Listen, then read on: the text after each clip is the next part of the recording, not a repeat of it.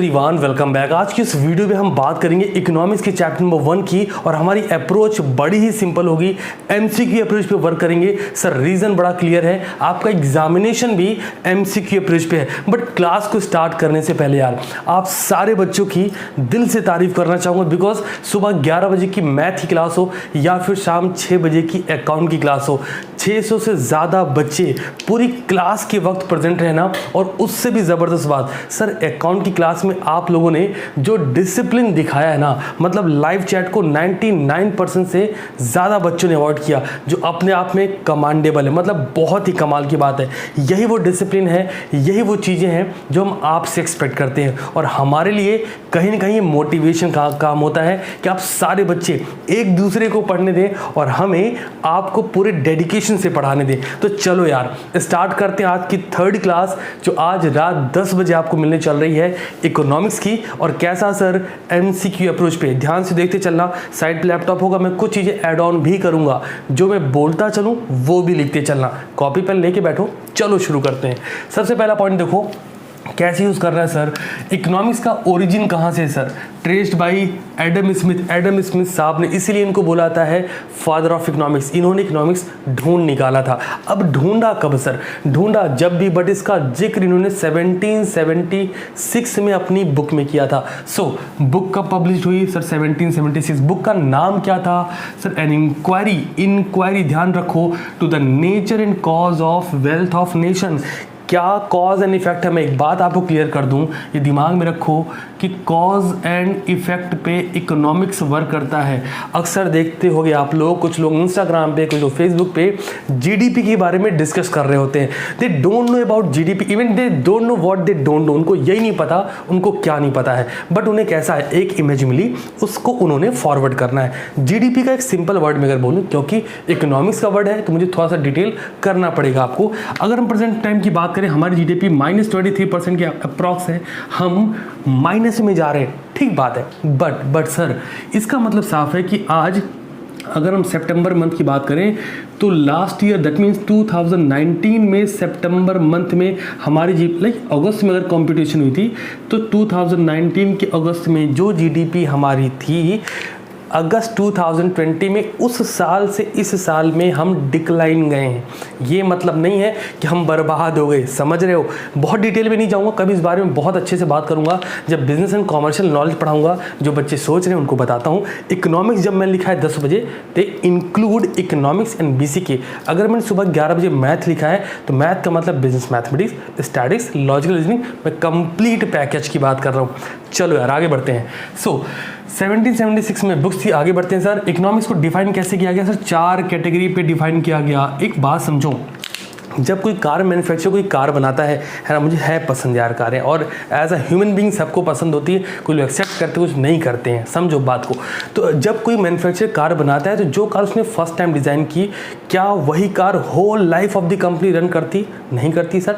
वो अगले 2 साल 3 साल में लेटेस्ट मॉडल लॉन्च करता है कि नहीं करता है? करता है। अच्छा, फिर जब वो लॉन्च करता है, मान लो कोई कंपनी है, फोर्ड की बात कर लेते हैं। फोर्ड ने फर्स्ट टाइम जब एंडेवर बनाई होगी, जब भी बनाई होगी, तो जो कार उसने डिज़ाइन करी उसके 3 से 5 साल के अंदर उसने नई कार लॉन्च करी कि नहीं करी? हम एग्जांपल लेते हैं, फॉर एग्जांपल सन 2000 की बात करते हैं। 2000 में उसने कार बनाई, ठीक है।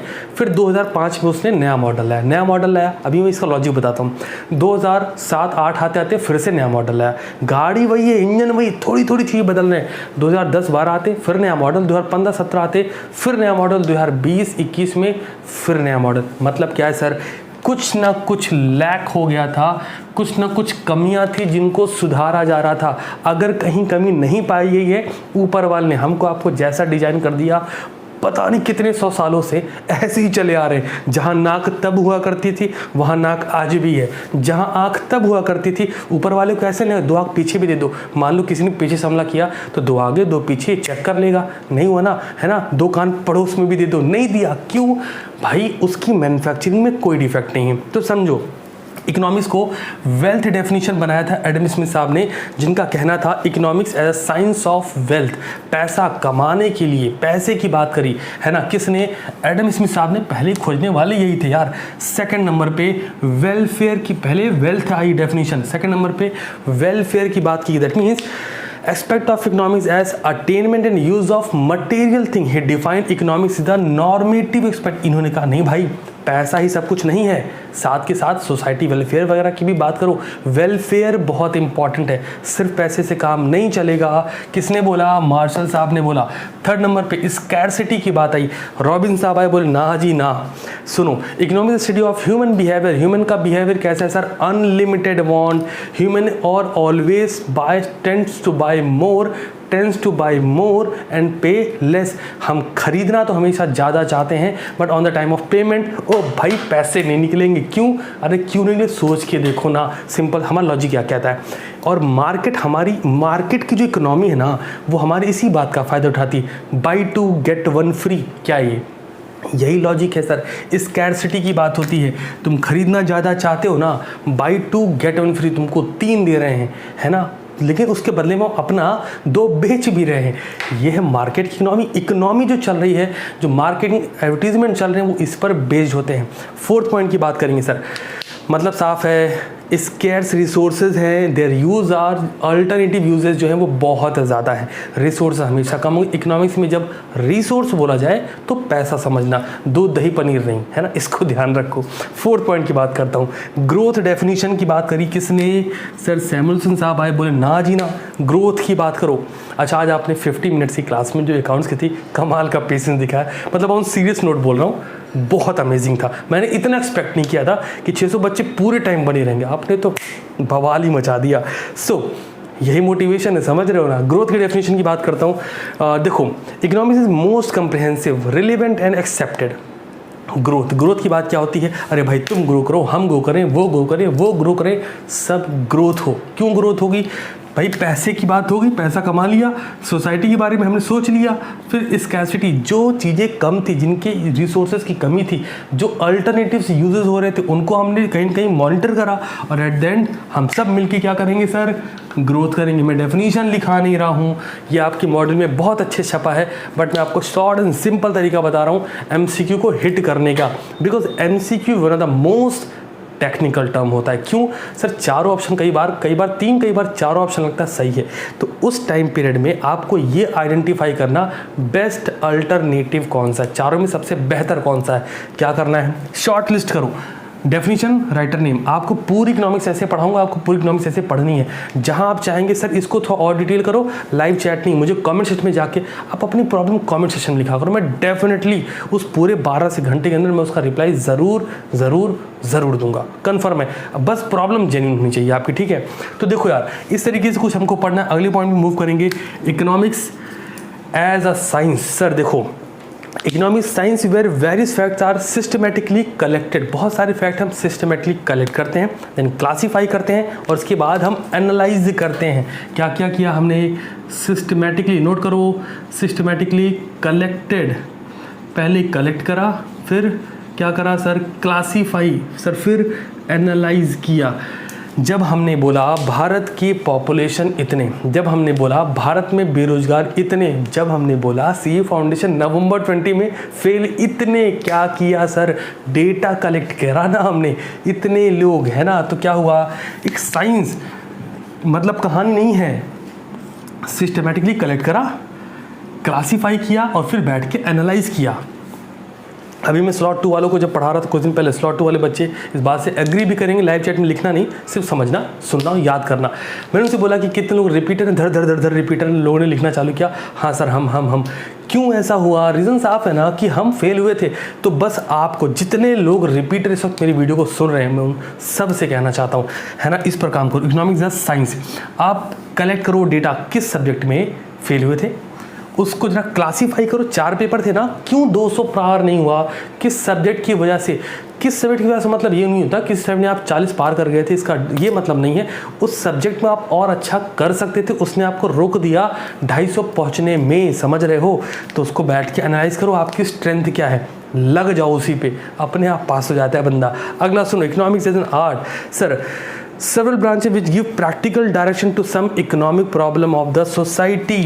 यहाँ पे हम बात करेंगे, लिखो economic problem of the society, ठीक है जी। तो हम जब इस पर डिस्कशन करेंगे तो हम बोलेंगे इकोनॉमिक क्या है, ये वर्क करता है as an art. Sir art की एक कला है। साइंस हमेशा टेक्निकल टर्म में बात करेगा, आर्ट हमेशा टेक्नोलॉजी या टेक्निकल टर्म में नहीं बात करने वाला, वो एक ओवरऑल एक जनरल टर्म लेगा। ठीक है, अगले पॉइंट मूव करते हैं सर।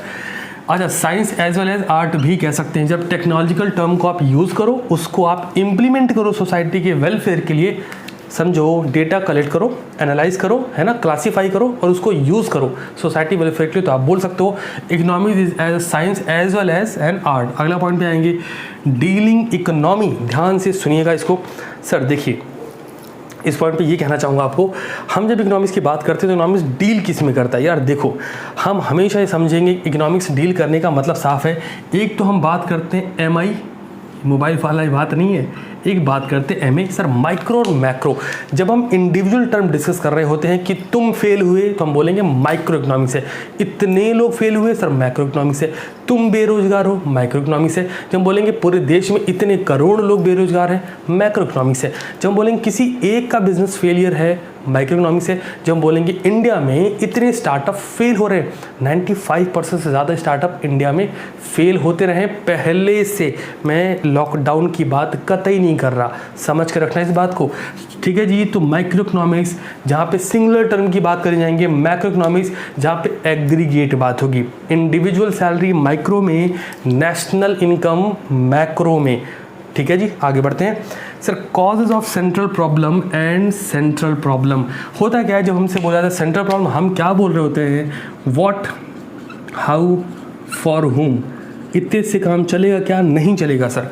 इसके अलावा हमें ये पता, देखो यार क्या है, उससे पहला तो ये तो जानो क्यों है, समझ रहे हो, मतलब आपको कॉजेज तो पता चले, रीज़न क्या, रीज़न ही नहीं पता तो सोल्यूशन कहाँ से निकालोगे मेरे भाई लोग। प्रॉब्लम पता होगी तब तो उस पर सोल्यूशन पे बात करेंगे ना हम, तो पहले प्रॉब्लम की बात करते हैं। सर क्या कॉजेज हैं, नोट करिए, चलिए कॉजेज नोट करिए फटाफट से। ओके, मैं यहाँ नोट कर रहा हूँ, आप साथ में लिखते चलिए। सर सबसे पहला कॉज क्या निकल के आता है, अनलिमिटेड वांट, जिसको जितना मिले वो कम है। मैं बात कर रहा हूँ इस वक्त क्या कॉजेज क्या है सेंट्रल प्रॉब्लम के, सर अनलिमिटेड वांट। दूसरा, वांट तो अनलिमिटेड है लेकिन लिमिटेड रिसोर्स, लेकिन हमारे जो रिसोर्सेज हैं, रिसोर्सेज वो कैसे सर, लिमिटेड है। तीसरा, अब जो रिसोर्स लिमिटेड है ना, उसके यूजेस भी अल्टरनेटिव हैं। तो थर्ड नोट करो, अल्टरनेटिव यूजेस ऑफ रिसोर्सेज। ठीक है जी, इतना। एक बात और कहना चाहूँगा, किसी बच्चे को स्पीड से प्रॉब्लम है, सर स्पीड ज़्यादा रख रहे हैं, तो सर इस मोमेंट पे स्पीड ज़्यादा रखनी पड़ेगी। आप शायद मेरी बात से एक दो बच्चे डिसएग्री कर जाएं, बट बिलीव मी, अगर मैंने स्पीड को स्लो रखा तो आप भी स्लो चलोगे, और हम इस 30 दिन में आपके पूरे CA फाउंडेशन कोर्स को एनी हाउ ख़त्म करना है, तो स्पीड ज़्यादा रख के ही वो पॉसिबल है। आप शायद इस बात को समझ जाओ तो बहुत अच्छी बात है। अब हमने बात करी आपके कॉजेज़ के, ये है कारण, तो क्या सर हम इसका सोल्यूशन क्या निकाल सकते, क्या हम अनलिमिटेड वांट ख़त्म कर सकते हैं, नहीं कर सकते सर। आपकी वांट डिफरेंट है, समझो छोटे बच्चे की वांट डिफरेंट होगी, 10 साल के बच्चे की वांट डिफरेंट होगी, 20 साल वाले की डिफरेंट, 25-30 वाले की डिफरेंट, 50 की डिफरेंट, 100 की डिफरेंस आ रहा है, उनकी वांट्स अलग अलग हैं, हमें सबकी वांट सेटिस्फाई करनी है। क्या होता अगर कोका कोला सिर्फ 2 लीटर की बोतल सेल करता, बहुत कम लोग खरीदते, क्या स्मार्ट दिमाग लगाया भाई 1.5 लीटर की भी ले जा, अच्छा भाई 1 लीटर की, अच्छा चल छोड़ 750 ml, अच्छा ये भी छोड़ 500 ml की भी हम बनाएंगे, अच्छा ये भी छोड़ 250 ml, अच्छा चलो ये भी छोड़ो तो यार तुम 200 ml ले जाओ, अच्छा चलो 100 ml ले जाओ, अच्छा चलो 600 ml लेके जाओ। क्या कर रहे हैं, सिंपल सी बात है। कोका कोला की कभी आपको 2 लीटर वाली बोतल उठाओ, उसका जो रैपर होता है उस पर देखना कोका कोला 3000 से ज़्यादा फ्लेवर प्रोवाइड करता है। सोचो इतनी बड़ी वर्ल्ड वाइड कंपनी है, फिर भी उस पॉइंट पर काम कर रही है, क्यों, अनलिमिटेड वांट है, सबकी वांट को जो सेटिस्फाई करेगा वही मार्केट में ग्रो करेगा, सिंपल लॉजिक है ये। सेकंड पॉइंट पे लाइक जियो की बात करो, जियो कैसे ग्रो कर गया, सबकी वांट क्या थी, कॉलिंग ना जीना, सबकी वांट थी डेटा, जहाँ पे आप इस वक्त हमें देख रहे हो, सबकी वांट थी डेटा, तो जियो ने उस प्रॉब्लम को पकड़ा, प्रॉब्लम का सल्यूशन दिया।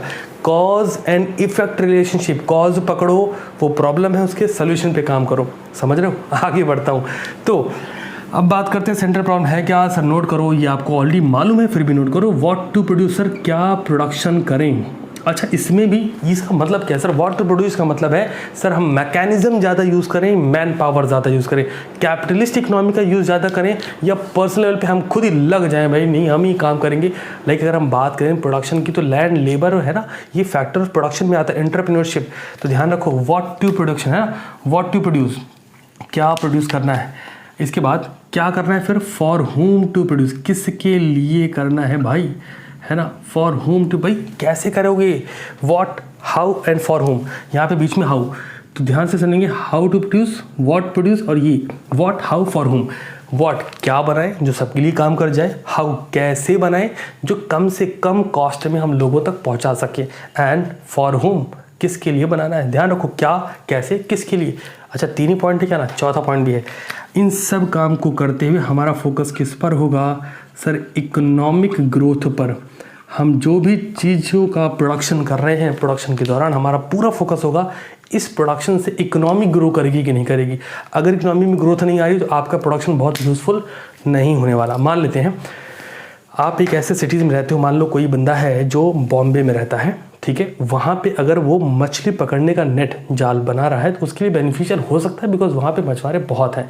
बट कोई बंदा है जो लखनऊ में रहता है, समझना, कोई बंदा है जो लखनऊ में रहता है, कोई बंदा जो दिल्ली में रहता है। अब दिल्ली में मछली पकड़ने को जाएगा कहाँ? और आपने क्या करा, मैन्युफैक्चरिंग डिपार्टमेंट बैठा दिया कि भाई मछली का पकड़ने का जाल बनाओ, बड़े लेवल पे बनाओ।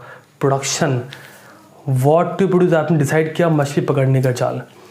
हाउ टू प्रोड्यूस आपने डिसाइड किया, भाई मैकेनिज्म लगाएंगे, हम मशीन ज़्यादा यूज़ करेंगे, कॉस्ट कम से कम आए। फॉर हुम बना किसके लिए रहे हो, उसका यूज़ कहाँ होने वाला है, एंड देन क्या उससे इकोनॉमी की ग्रोथ में कोई बेनिफिट हो रहा? ना जी ना। तो ये ध्यान रखो प्रोडक्शन कहाँ पर होगा, किसके लिए होगा और कैसे होगा, और क्या उससे इकोनॉमी ग्रो करेगी। अगर हाँ तो वो प्रोडक्शन सही दिशा में जा रहा है। ठीक है, चलिए अगले पॉइंट में बात कर लेते हैं सर। अब अगला पॉइंट हमारे पास क्या, इकोनॉमिक ऑर्गेनाइजेशन। 3 टाइप के होते हैं यार, स्क्रीन पे दिख रहा है ना सबको? यस, 3 टाइप के हैं। कौन कौन से? बस कवर कर रहा हूँ क्लास को।